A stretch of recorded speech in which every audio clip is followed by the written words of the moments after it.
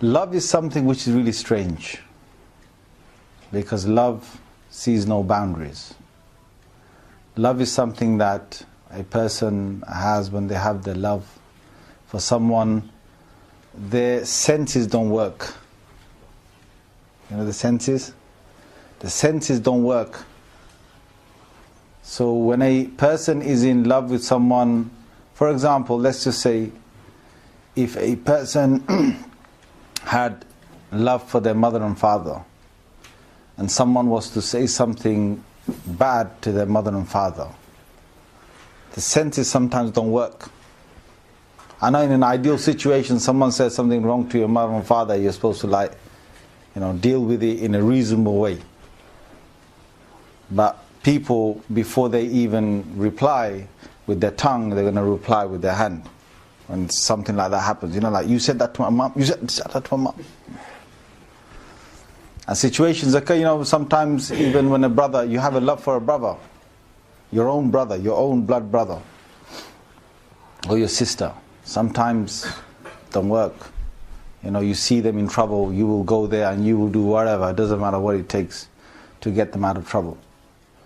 And that's love. A mother will jump in a house of fire if a child's inside, she won't care, because that's love. It goes beyond logic. The reasoning and logic don't have no space when love becomes intense. And that is one of the reasons why when we say we have Iman, where is our Iman? Show me where is your Iman, brothers. Where's your Iman? Show it to me, go on. Show it to me. Where's your Iman? You don't know. It's in your heart. Do this. There's a reason why I'm making you do this. Do this. It's here. Iman is not in here. Iman is not in here. You use reason and logic to try and understand Iman. That's why Allah said in the Holy Quran, فَعْلَمْ أَنَّهُ لَا إِلَهَ إِلَّا اللَّهِ. That ilm or knowledge of Iman is something that is necessary. So knowing who Allah is before you believe who Allah is necessary. You can't just believe in Allah without knowing Allah, meaning that you can't, if you don't know who Allah is, what Allah is, if you don't know nothing, you just say, I just believe in Allah, it's not going to count. You need to know what you're believing in. If you just say, okay, I believe in someone called Muhammad, you've got no knowledge about his sunnah, what he is, or nothing about even a prophet. You don't even know he's a prophet or not, and you just say you believe in Muhammad sallallahu alaihi wasallam. That's not going to count. So knowledge precedes Iman. But once that knowledge is there, a person stores the Iman inside here. The heart, with the heart we believe.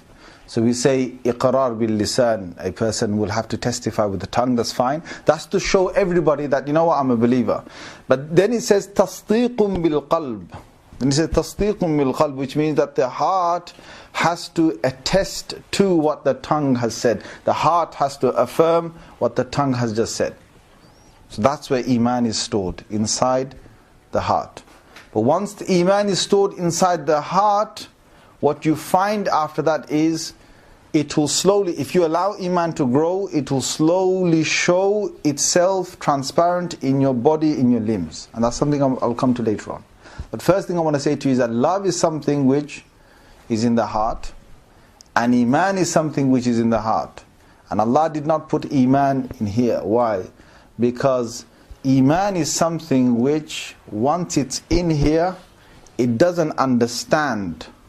Half the time you don't understand something, why you don't have to always reason why you believe. And there's a big lesson in this, brothers. If you try and say, I want to prove the existence of Allah, I want to prove that Allah is there, I want to prove all of this, I'll be honest with you, if you're going to go down the road of philosophy, and you're going to go down the road of logic and reasoning and all of that, then shaitan has got many ways of disproving God. And if you try and battle with him with your logic, then eventually shaitan can win you. I'm not saying that logic, I'm not saying we can't use any logic, any reasoning to understand God. No, don't get me wrong, please, brothers. But I'm saying if you're going to go purely logic, Nothing to do with Iman. You can say pure logic. I need every logical angle to be, covered before I can believe in God, or before, I've got that and so on. You can't.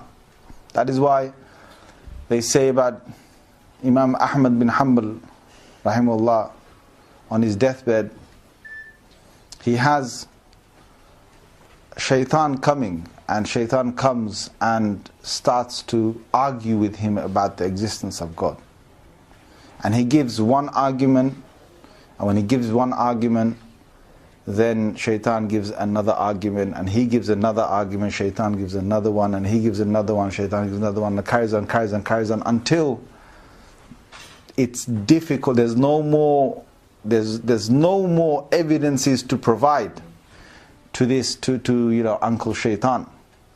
What happens is his Imam Ahmad Ustad, he's performing wudu, and he realizes that his student is in this situation, and he says, say that you believe in Allah without a dalil, without a proof. Say you believe in Allah without a proof. And that's what Iman sometimes is. Yes, we know logic and reasoning is there, but a lot of the time what it is that we believe in Allah, what? Without proof. Yeah, I don't need to have proof.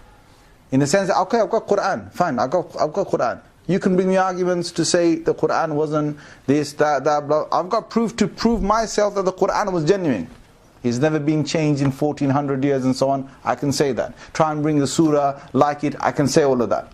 But you can, if you're a philosophical person, you can come and say to me, what about this, what about that, what about this, what about that? And you can leave me mesmerized. What about this angle, what about that angle? You can do that. But Iman is something that once you've got your beliefs, you say that, I believe in this. Why? Because the whole world, all these Muslims have got a chain going up to the Prophet ﷺ. There's Sahaba, there's Sunnah, there's Hadith, we find all of this. Yes, you can say all of that. But some guy can come, some shaitan can come one day and try and twist you. And at that moment, what do you do at that moment? At that moment, you refer to the first verse of the Quran. What is that?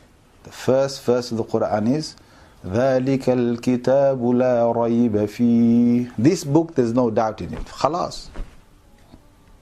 You start the Quran with that. This book, there's no doubt in it. In fact, you know when you first start the Quran, what do you say? You say, أَعُوذُ بِاللَّهِ مِنَ الشَّيْطَانِ الرَّجِيمِ. Why do you say that? Because again, Uncle Shaitan has got all the arguments. If you try to go down his route, he's gonna use his screwdriver. And with his screwdriver, he's gonna twist you and turn you. So we say, A'udhu Billahi Min Shaitan, and we say, oh Allah, protect me from the outcast of Shaitan. And then after that, one of the first verses, ذَلِكَ الْكِتَابُ لَا رَيْبَ فِيهِ. This book, there's no doubt in it. Why are we saying that? Why did Allah start the Quran with that? Do you know that there are professors in the world, many professors in the world, who know the Quran better than me and you, but they don't believe in the Quran?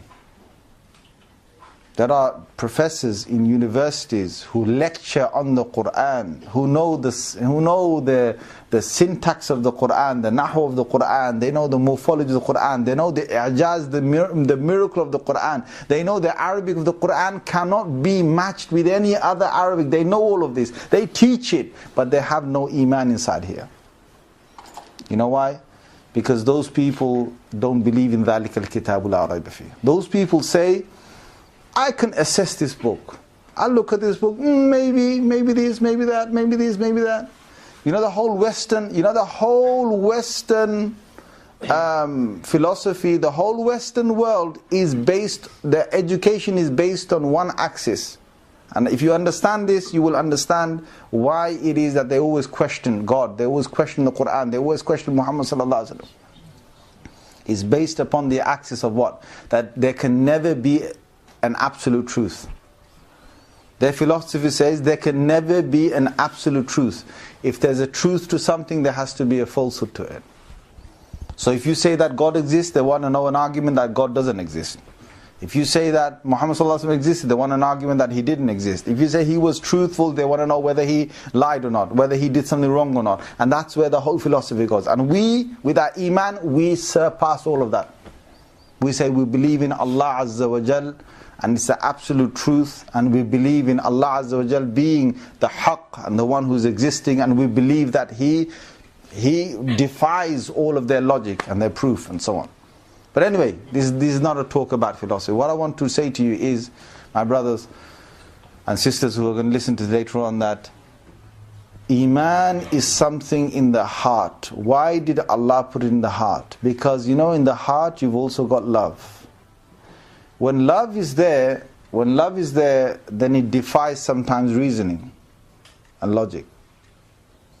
And there's a reason why Allah created us like this. Because you need both. You need to start assessing things with your head, but you also need a heart that can show great love. And love is something which increases. Love increases by a few things. Number one is, if somebody did you a favor, you have genuine love for that person. If somebody did you a favor, you have genuine love for that person. So if you have a friend or somebody, an uncle or someone who's given you loads of gifts and so on, you will have genuine love for that person. Number two, you have love sometimes for a person or a being because of a quality they have inside them. So like there are certain young boys who love following a team of football, a football team, and they have love for this football team. They follow it, they follow their games, their matches and so on. Why? Because they've got a quality inside them, they've got skills in them. These qualities, the quality of actually, being able to kick a ball, mashallah, what a quality, Just to kick a ball, just to basically, be able to tackle someone, be able to show some kind of skill on the ground. These boys sometimes go mad with following this team. Sometimes I don't get it. Sometimes I don't get it. You know why? Because you're following them fanatically, that's fine, but don't spoil your mood, brothers. Don't spoil your mood just because you follow the team and the team lost. Then because the team's all crying, then you feel it's love, isn't it, at the end of the day? Because they're crying. They're in Italy. They're in Italy. They're called AC Milan. Or they're called, in Spain, called Barcelona. Or they're in some other country and you've never met them. Isn't it true? These guys have never met them. Never probably going to see them. They're all only seeing them on TV or on their devices. And they follow them because they followed them and they've seen the skill inside them. There's no other connection. AC Milan has never come and done them a favor. Another reason to love is when somebody's beautiful. That's another reason I'm going to come to. But AC Milan, if you look at the players, you're not going to say that they're looking handsome and beautiful. You know what I'm saying, brothers? They've done no favor to you. You can't say that you like them for that reason. But you only like them because you followed them and they've got a skill inside them. And you like the skills with whichever football team it is. You like the skills inside them and you followed them for some time. Your heart gets inclined towards them. This is the human being Allah's created us like this. Any person who you look up to and they've got some skill inside them or something of value, some quality inside them. It doesn't have to be skill like football. It can be any value inside them. You follow them like people go crazy for celebrities. Why? Because it's that quality, the quality of singing. The quality of singing and drawing so many people towards themselves. Sometimes it's not about them, it's about the crowds that they pull towards themselves. And everyone's into it. Oh, wow, I've got to be into it as well. But you can see what the heart does. The heart, once it's got love for someone, it will be driven towards them. But I want to say to you a couple of words about this crazy football thing that some of you guys got going on. Yeah? If you follow any one team, then I feel sorry for you. Seriously. Because every time they lose, you have a bad day. And I don't understand why you're having a bad day. Brother, you're in the middle of London. You're never going to meet them. You've got no connection with them. They're crying over there. They've lost their millions or whatever it is there. What have you lost? You lost nothing. That's why I say to you, please, if you're going to follow football, Don't follow a football team. Don't follow a football team. Don't support a football team.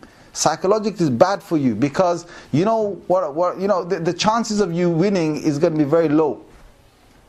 If there's 32 teams playing for a cup, 32 teams playing for a cup, 31 have to lose and only one's going to win. Am I right or wrong? Am I right or wrong? Come on, guys. Yeah, I'm correct. So there's 31 bunch of losers there, man. 31 bunch of crazy people out there. You know, the chances of you winning is going to be 1 out of 32. Allahu Akbar. And you still want to carry on making your life miserable every time they lose.